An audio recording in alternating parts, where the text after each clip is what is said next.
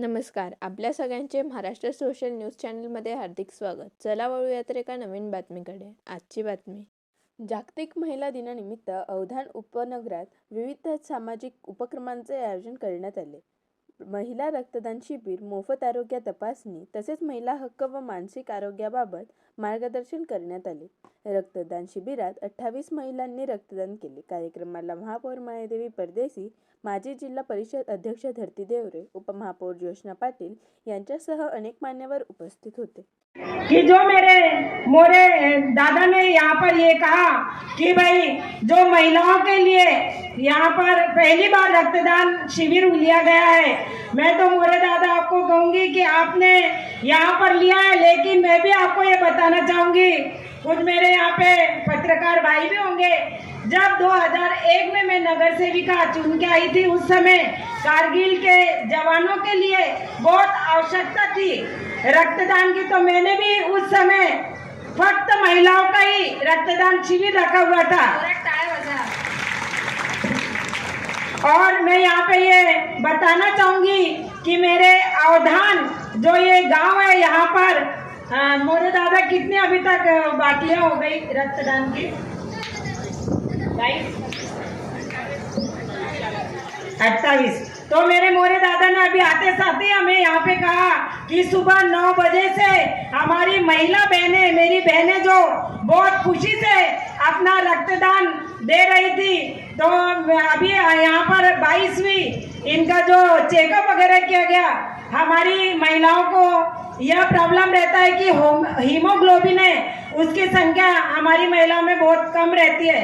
हमारी शहर की महिलाओं का तो जल्दी रक्त निकलता नहीं, लेकिन मेरी अवधान की महिला अपने खान पान पे बराबर ध्यान देती है। और मेरी बहनें, आज महिला दिन के दिन मैं आपको यही शुभेच्छा दूंगी कि अभी हमें अपना परिवार पहले देखना पड़ता है। पूरे परिवार की हम पूरी तरह से देखभाल करते करते स्वतः का ध्यान हम नहीं दे पाते, तो आप लोग अपने स्वास्थ्य की तरफ पूरा ध्यान देती है, अपने खाने पीने पर पूरा ध्यान देती है। और मैं तो सुबह से निकल जाती हूँ, मेरे पति देवता यहाँ बैठे हुए हैं, मैं रोज उनकी डांट खाती हूँ खाने के लिए। चाय पी तो पी, नहीं तो मैं सिर्फ मुझे आप लोगों की धुलिया शहर की जनता की किस तरह से उनके लिए मैं कितनी समस्याओं का जल्दी से जल्दी निपटारा करूं, यही मेरे दिमाग में घुसा रहता है।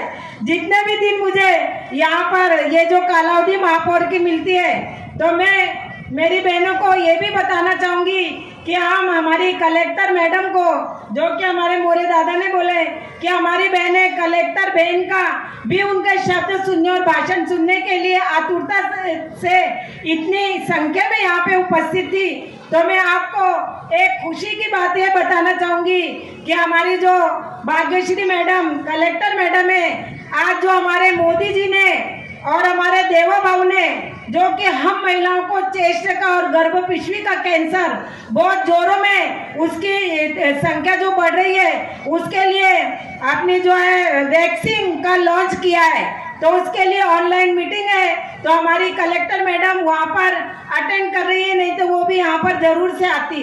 अभी मेरी एक जगह मुलाकात हुई थी, मैंने भी उन्हें पूछा, मैडम आप आने वाले हो? अपने मोरे दादा और हम लोग आपको इनवाइट करने आए थे, तो उन्होंने मुझे बताया ये समस्या इसलिए मैं नहीं आ पाऊंगी, तो उनके भी तरफ से मैं मेरी सभी महिलाओं को शुभेच्छा देना चाहूंगी।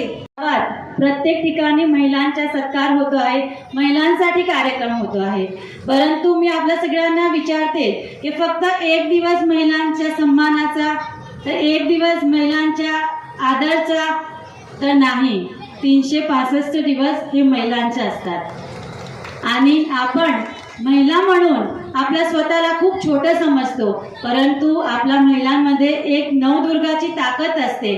म म्हणजे हिम्मतवाली, ह म्हणजे महत्त्वपूर्ण, ह म्हणजे हिम्मतवाली आणि ल म्हणजे लढाऊ।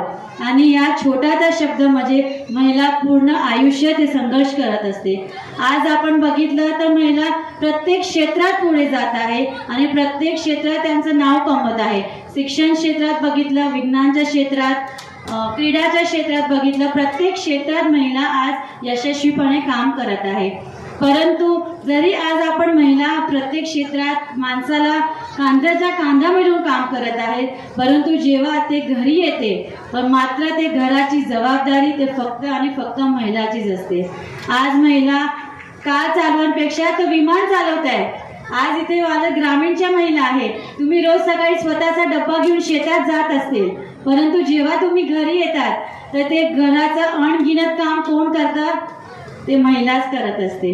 असं म्हणतात की जेव्हा एक मुली शिकते तर पूर्ण परिवार शिकतो, पण आता म्हणायला हरकत नाही की जेव्हा एक मुली शिकते तर ते समाज घडवतो. हे ताकद एक महिलांमध्ये आहे.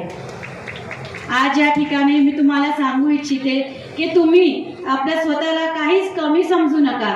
आज या ठिकाणी महिलांच्या नावाने मोठं रक्तदान शिबिर केलं आहे. मला नाही वाटत की पूर्ण धुळे जिल्ह्यामध्ये कुठेही रक्तदान शिबिर, महिला रक्तदान शिबिर झालं असेल.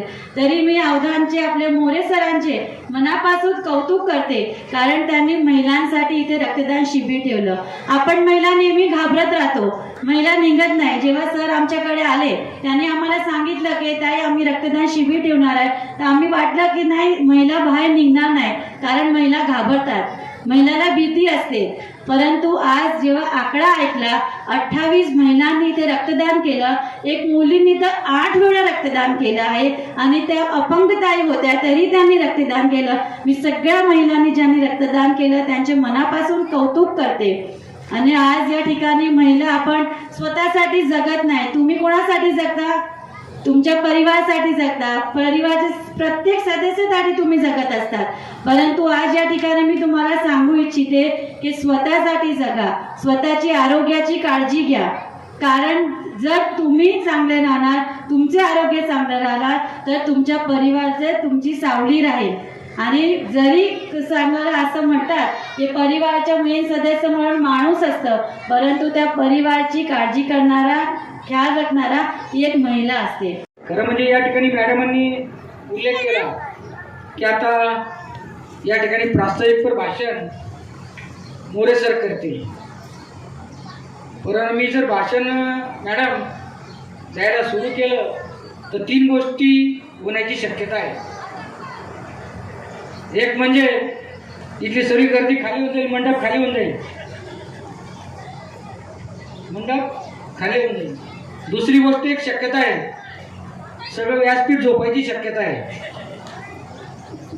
व्यासपीठ झोपायची शक्यता आहे. आणि तिसरी एक शक्यता असते, जर कार्यक्रम बोर झाला तर सगळेजण टाळ्या वाजतात. काही वेळा टाळ्या 2 प्रकारच्या असतात. एखाद्याला भाषण आवडतं त्याच्या टाळ्या वाजतं मनुष्य, आणि दुसरं एक कारण असतं की खूप वेळ झाला बा, आता बाबा तुझं आवर घन झाला आता, अशा एक तिसऱ्या स्वरूपाच्या टाळ्या असतात. म्हणून मी भाषणाकडे वळता फक्त माझ्या प्रास्ताविककडे वळतो, भाषण काही करत नाही.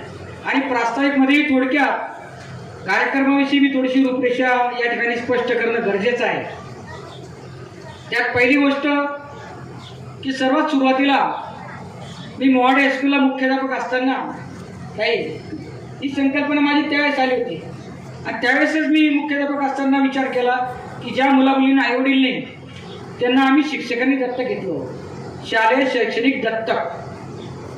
मग काही माझ्या गावातील मित्रांनी मी आव्हान केलं, मुख्याध्यापकांना बोलवलं की आपल्या गावामध्ये असे किती मुलं मुली आहेत की ज्यांना आई वडील दोघंही नाहीत, आई नाही वडील नाही, असं सर्वे करा तुम्ही.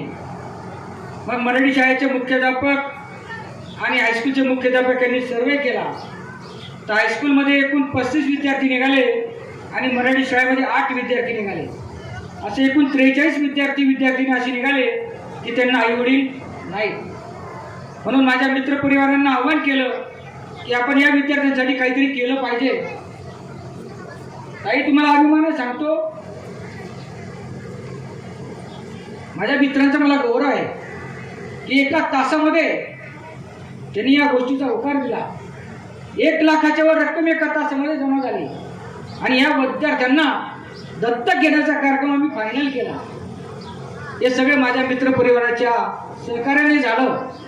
आणि तो एक कार्यक्रम आपण या ठिकाणी शालेय शैक्षणिक विद्यार्थ्यांना साहित्य वाटप, त्यामध्ये सर्व आहे, बूट, सॉक्स, कपडे, गणवेश, वह्या, पुस्तक, पेन्सिल, पेनचा बॉक्स, परीक्षा फी, सामायिक, वार्षिक 10वी 12वी सगळ्या गोष्टींचा समावेश आहे। या सर्व गोष्टींचा खर्च हे माझे विद्यार्थी करतायत, माझे मित्र करतायत। त्यामुळे आपण त्यांचा खरोखर मी या ठिकाणी आभारही व्यक्त करतो आणि गावाच्या दृष्टीने ते गावातील एक चांगले पालक आहेत की ज्यांना गावाची जाणीव आहे आणि गावाच्या या जडणघडणीमध्ये कार्यामध्ये त्यांचा सिंहाचा वाटा आहे असं मी मानणारा मनुष्य आहे।